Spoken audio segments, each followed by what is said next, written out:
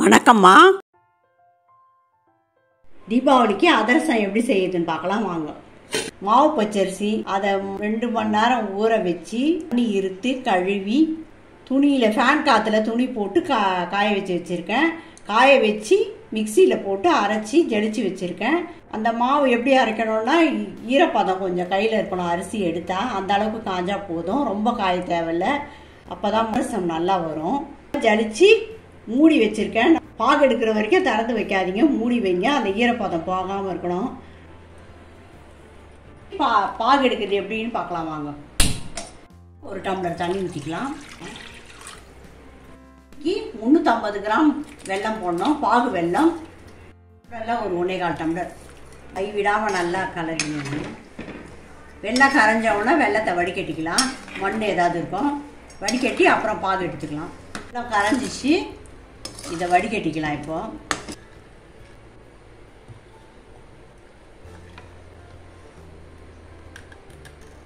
பாகு வடிகட்டிட்டு கடாயை கழுவியாச்சு.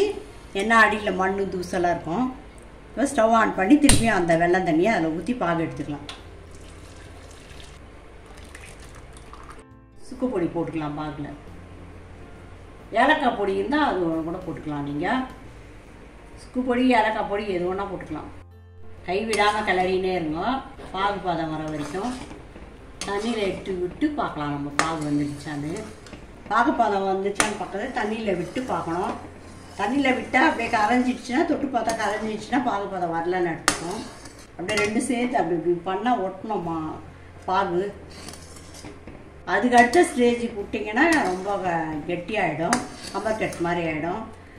அந்த பதத்தில் எடுக்கக்கூடாது. 2வது பதத்தில் தான் எடுக்கணும் பாகு. இப்போ நம்ம தண்ணியில் ஊற்றி பார்க்கலாம் பாகு பதம் வந்துடுச்சான்னு. இன்னும் வரல, கரைஞ்சிச்சு. ஒரு சிட்டிக்கே உப்பு போட்டுக்கலாம். அப்போ தான் இனிப்பு நல்லா உரைக்கும்.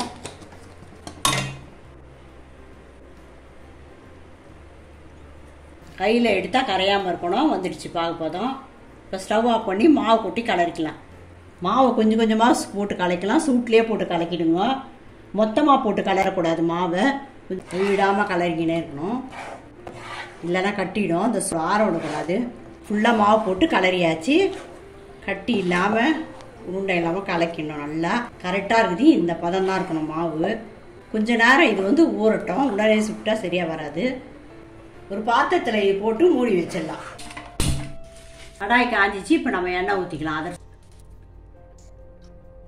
அதிரசம் போட்டுக்கலாம். கொஞ்சம் எண்ணெய் தடைக்குங்க கவரில். பாலித்தீன் கவர் ஒன்று எடுத்து நல்லா உருட்டி இந்த கவரில் எண்ணெயை ஊற்றி கையில் கொஞ்சம் எண்ணெய் எடுத்துக்கோங்க. அப்போ தட்டுறதுக்கு ஈஸியாக இருக்கும். தீயை கொஞ்சம் கம்மி பண்ணிடலாம். மேலே செவந்துடும், உள்ளே வேகாது.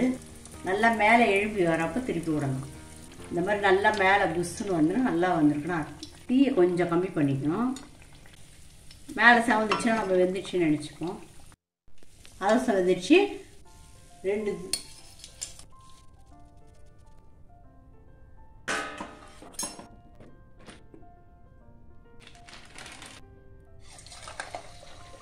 சுவையான அதிரசம் ரெடி.